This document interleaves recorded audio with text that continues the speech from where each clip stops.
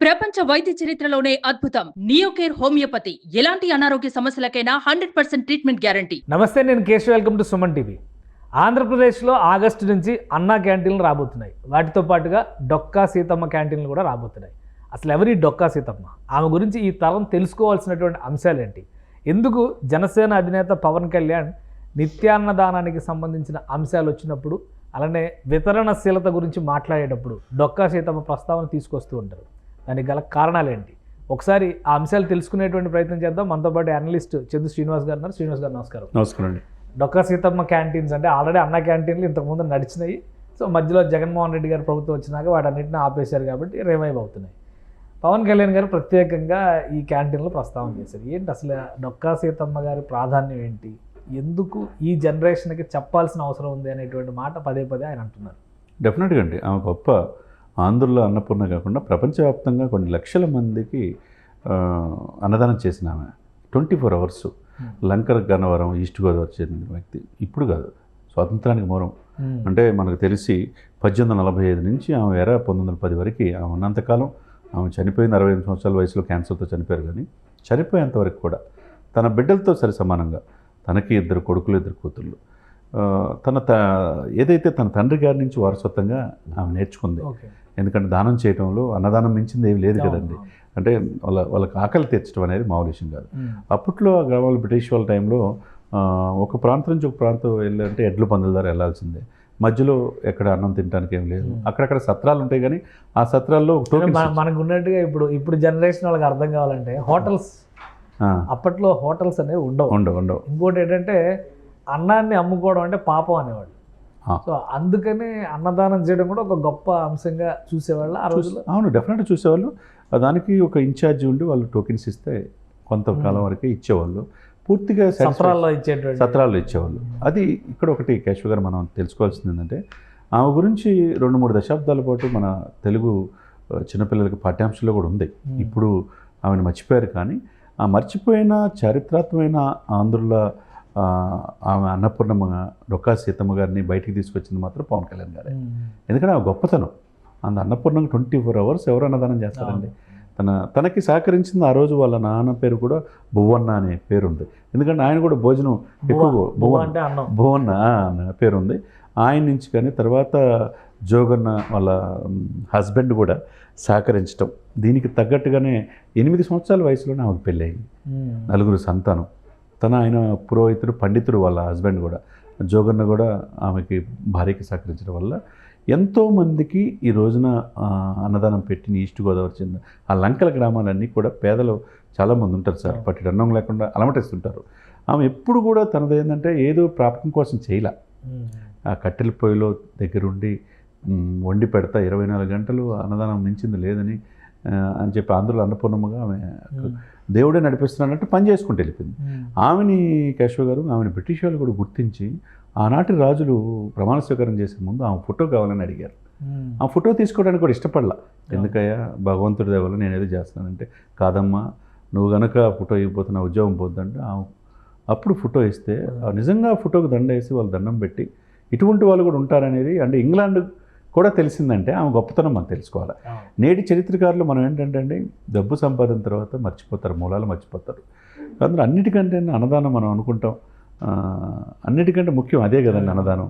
చాలా మంది చూస్తుంటాం. అదే కదా ఇప్పుడు దేవాలయాలన్నింటిలో కూడా నిత్యాన్నదానం అనేది, ఇప్పుడు వెంకటేశ్వర స్వామి తిరుమల అవును 10 లక్షల మంది, ఎవరైనా పేదవాడైనా ధనవంతులైనా నిత్యాన్నదానం ఇచ్చేస్తుంటారు. అది గొప్ప సంస్కృతి భారతదేశమే నాంది పలికింది. ప్రపంచవ్యాప్తంగా అందరూ మెచ్చుకునే సమయంలో ఈ ఎన్టీఆర్ మీరు అన్నట్టు ఆగస్ట్ 15 నుంచి ఫుల్ ఫ్లెడ్జ్డ్గా క్యాంటీన్స్ వస్తాయి. ఇప్పటికీ 183 క్యాంటీన్లు ఆంధ్రప్రదేశ్ వ్యాప్తంగా ఐడెంటిఫై చేశారు. దాంట్లో సగం ఎన్టీఆర్ క్యాంటీన్లు, సగం డొక్కా సీతమ్మ. ముఖ్యంగా ఉభయ గోదావరి జిల్లాలో, ఎందుకంటే ఈస్ట్ గోదావరికి తలమానికంగా ఆమె అక్కడ ఉన్నారు కాబట్టి ఆమెకు ఎప్పుడు తన ఆరోగ్యాన్ని కూడా పనంగా పెట్టి, తన భర్త కూడా చెప్పకుండా తన క్యాన్సర్ ఉందనే విషయం కూడా ఎప్పుడు పేద ప్రజలకు చేయాలనే తపన చాలామంది నేటి తరం ఆమెను ఆదర్శంగా తీసుకోవాలి. ఆమె గొప్పతనం గురించి నేటి తరం చూసుకోవాలని చెప్పి చాలా సందర్భాల్లో పవన్ కళ్యాణ్ గారు చెప్పారు. ఆ తర్వాతే మనకు మీడియాలో కూడా మిగతా ప్రపంచం తెలిసింది. ఇప్పుడు ఆమె గురించి ప్రతి ఒక్కరికి చర్చ. ఆమె ఎక్కడ, ఆమె పూర్వీకులు ఏంటి, ఆమె పిల్లలేంటి, ఆమె సంతానం ఏందని చూసుకుంటే చరిత్రలోకి వెళ్తే కనుక ఆమె చేసినట్టు భారతదేశ చరిత్రలోనే ఎవరు కూడా అంత అన్నదానం చేయలే. అన్నదానంతో పాటు వాళ్ళకి చలిలో ఉంటారు సార్, వాళ్ళకి రగ్గులు దుప్పట్లు కూడా ఇచ్చి వాళ్ళకి మజ్జిగ అన్నీ కల్పించడం అంటే మామూలు విషయం కాదు కదండి. అటువంటి నీటి తరం అందరూ కూడా ఆ రోజుల్లో అసలు మన సామాజిక స్థితిగతులే బ్రిటిష్ వాళ్ళ టైంలో అంటే అవునండి మనం చాలా సినిమాల్లో కూడా చూసాం కదా, ఆర్థిక స్థితి చాలా దుర్భరంగా ఉండేది కదా. మరి ఏమ పరిస్థితి ఎలా ఉండేది? అంత అన్నదాన కార్యక్రమాలను నిరంతరం కొనసాగించడానికి ఆమెకు వచ్చినటువంటి శక్తి ఎక్కడి నుంచి? అంటే తన తండ్రి భువన్న గారి యొక్క స్ఫూర్తి ఆయన మొదటి నుంచి కూడా అన్నదానం అన్ని దానాల కంటే మంచిదనే ఉద్దేశంతో చేయటం ఆమె అలవర్చుకుంది. చిన్నతనంలోనే తల్లి చనిపోయింది. తల్లి చనిపోయినా కానీ ఆయన తండ్రి నుంచి వచ్చినది చూసుకుంటా, ఒకవైపు కుటుంబ బాధ్యతలు చూసుకుంటా 8 సంవత్సరాల వయసులో పెళ్లి చేసే క్రమంలో ఒక మంచి సంపన్నుడైన ఆయన పురోహితుడికే ఇచ్చి మంచి పెళ్లి చేశారు. ఆయన కూడా వేద పండితుడు జోగన్న, ఆయన డొక్కా జోగన్న. ఆ ఇంటి పేరు ఈమెకు వచ్చింది. ఆయన కూడా పూర్తి సహకారాలు అందిస్తా ఈమెతో పాటు ఆ కార్యక్రమంలో అన్నదానం చేయడంలో నిమగ్నమై ఉన్నాడు.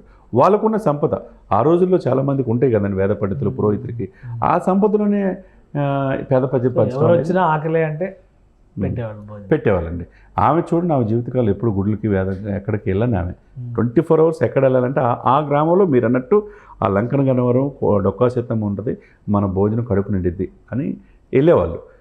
ఆ సమయంలో ఆమె 5లో పడిపోయి పుణ్యక్షేత్రాలు అంతర్వేది వెళ్ళే సమయంలో కూడా, వెళ్దామనుకున్న సమయంలో కూడా మార్గం మధ్యలో ఆగిపోతే ఒక ఫ్యామిలీ అంతా వెళ్ళే సమయంలో కూడా వాళ్ళ ఫ్యామిలీ అందరూ కూడా ఏంటి మీరు ఆగారని అనుకుంటే, సీతమ్మ అమ్మవారు తల్లి ఉంది అక్కడ, ఆమె ఇంట్లో అయితే భోజనం దొరికిందని ఆ పిల్లలు అనుకుంటుంటే మళ్ళీ ఆ గుడికి కూడా వెళ్ళకుండా అంతర్వేది మళ్ళీ తిరిగి ఆమె గ్రామం వెళ్ళింది. అయినా వాళ్ళకి వండి పెట్టాలా, వాళ్ళ పాపం ఆకలితో అలమటించకూడదు అనేది. అంతే కదండి, మామూలు విషయం కాదు కదా. మనం చరిత్రలో చాలామందిని చూస్తూ ఉంటాం. విప్రో అజీజ్ ప్రేమ్జీ ఏటా 10,000 కోట్లు ఇస్తాడు, అట్లా టాటాగా, తర్వాత మహేంద్ర, ఇట్లా ఉన్నారు. కాకపోతే అన్నిటికీ ఏంటంటే మీరు అన్నట్టు ప్రపంచ ఆధ్యాత్మిక తిరుమలలో కూడా రోజుకి 2-3 లక్షల మందికి అన్నదానం చేస్తారు. ఉదయం కాడి నుంచి ఉదయం 8కి స్టార్ట్ చేస్తే సాయంత్రం 8 వరకు ఇస్తారు. ఎక్కడ అది మామూలు విషయం కాదు కదా, దానికి డొనేట్ చేసే వాళ్ళు కూడా ఉంటారు. సో ఇప్పుడు చాలా వ్యవస్థలు డెవలప్ అయినాయి కాబట్టి చేయగలుగుతారు, కానీ అప్పుడున్న పరిస్థితుల్లో అలా చేయడం అనేది మనం చాలా గొప్ప విషయం. త్రిబుల్ ఆర్ సినిమాలో చూస్తాం. ఒక సన్నివేశంలో సత్రంలో దాక్కున్నప్పుడు కొమరం భీమ్ అండ్ టీమ్ వెళ్ళినప్పుడు సీత అన్నం వండి పెడదు. అలాంటి సన్నివేశాలు చాలా ఉండేవి ఆ రోజుల్లో, అనుకోవచ్చు. డెఫినెట్గా ఉంటాయి. ఆనాటి సమయంలో ఏంటంటే వాళ్ళు కూడా బ్రిటిష్ వాళ్ళు వాళ్ళకు కూడా అంత స్ఫూర్తిగా పొందారంటే, మనల్ని మన మీద స్వారీ చేసి మన దేశీయ సంస్కృతిలో భాగమై మనల్ని పరిపాలించిన వాళ్ళు కూడా మనల్ని పొందినారంటే మామూలు విషయం కాదు కదండి. నేటి తరాలకు ఆమె స్ఫూర్తి ప్రదాత. ఒక మహిళగా ఆమె కుటుంబాన్ని, చిన్నతనం తల్లిని కోల్పోయిన భర్త సహకారంతో, ఆ తండ్రి స్ఫూర్తితో ఆమె జీవించినంతకాలం, ఆమె 65-68 సంవత్సరాలు బతికితే తన ఆరోగ్యాన్ని కూడా పక్కన పెట్టి 24 hours అన్నదానం చేసిన చరిత్ర ప్రపంచంలో ఎక్కడ లేదు. అటువంటి తెలుగు వారిగా ఆమె పుట్టడం, ఆమె నేటి తరాలకి ఒక కేస్ స్టడీగా ఇప్పుడున్న ప్రభుత్వాలు కూడా డొక్కా సీతమ్మ గారి ఇంపార్టెన్స్ ఏందనేది పిల్లల పాఠ్యపుస్తకాల్లో చెప్పెడితే ఇంకా చాలా బాగుంటుంది. ఇప్పుడు అన్నా క్యాంటీన్లు రివైవ్ అయ్యే క్రమంలో వాటిని మళ్ళీ పునఃప్రారంభిస్తున్నారు కాబట్టి ఓన్లీ ఈస్ట్ వెస్ట్ గోదావరి జిల్లాలకే పరిమితం అవుతుంది అనుకోవాలా డొక్కా సీతమ్మ క్యాంటీన్లు, లేదంటే రాష్ట్రంలో కూడా స్పెషల్గా ఉన్న ఈస్ట్ ఎందుకంటే ఆమె ఈస్ట్ గోదావరి ఉభయ గోదావరి జిల్లాలకు అన్నపూర్ణమ్మగా బాగా ప్రసిద్ధి చెందింది కాబట్టి అక్కడ పూర్తి స్థాయిలో డొక్కా సీతమ్మ క్యాంటీన్లు అనేది పవన్ గారు చెప్పినట్టు ఉంటాయి. దీంతో పాటు మిగతా ప్రాంతాల్లో కూడా ఆమె చరిత్ర తెలియని ఉద్దేశంతో రాయలసీమలో కావచ్చు, ఉత్తరాంధ్రలో కావచ్చు, కోస్తాలో కావచ్చు కొన్ని చోట్ల పెట్టే అవకాశాలు స్పష్టంగా కనపడతాయి. అంటే ఆగస్టులో ప్రారంభిస్తాను, ఆగస్టు 15 ఏర్పాట్లు చేస్తుంది. అలాగే మెనూ కూడా ఏదో చేంజెస్ చేస్తారన్న. అలానే డొక్కా సీతమ్మ గారి సేవలు కేవలం ఈ కార్యక్రమాల ద్వారా ప్రజలకు తెలుసుకోవడమేనా, గతంలో ప్రభుత్వాలు గుర్తించిన విధానం కానీ లేదా గుర్తింపు వచ్చే విధంగా ఆమెకి ఏమైనా సత్కారాలు చేసిన పరిస్థితులు కానీ ఉన్నాయా?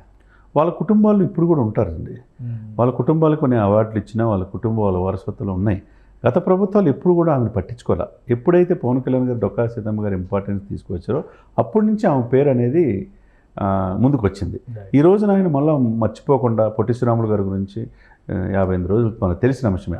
ఆత్మ బలిదానం చేసుకున్నాడంటే భోజనం తిరగకుండా అన్నం విలువ ఏంటో తెలుసని ఉదరిస్తా అప్పుడు డొక్కా సీతమ్మ గారి పొయ్య ఇప్పుడు అన్నీ అధునాతనమైన పద్ధతిలో స్టీము, గ్యాస్ సిలిండర్ అన్నీ ఉంటాయి సార్. భోజనం వండేటి పెద్ద సమస్య. ఆ రోజుల్లో కట్టెల పొయ్యి మీద పెడతామంటే ఎంత ఇదండి. ఆ పొయ్య ఆ పొగ పీల్చుకుంటా మామూలు విషయం కదా. తన ఆరోగ్యం కూడా పాడైపోయినా భర్త తెలుసుకుంటే మళ్ళీ ఎక్కడ ఇది ఆపమంటాడు అనే ఉద్దేశంతో ఇక పని మనుషులు పెట్టి అన్నదానం చేస్తానని కాదని చెప్పి ఆమె బతికినంతకాలం 24 hours అన్నదానం చేయడం అనేది చరిత్రలో నిలిచిపోయామని బయటికి తీసుకొచ్చినాం.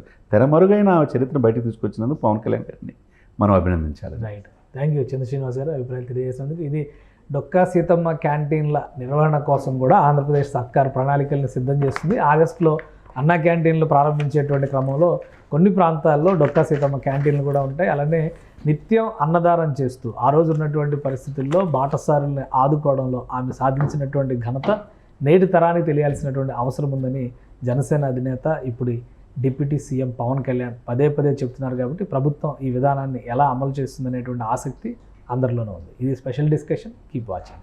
సుమన్ టీవీలో మీ పర్సనల్ అండ్ బిజినెస్ ప్రమోషన్స్ కోసం కింది నెంబర్కి కాంటాక్ట్ చేయండి.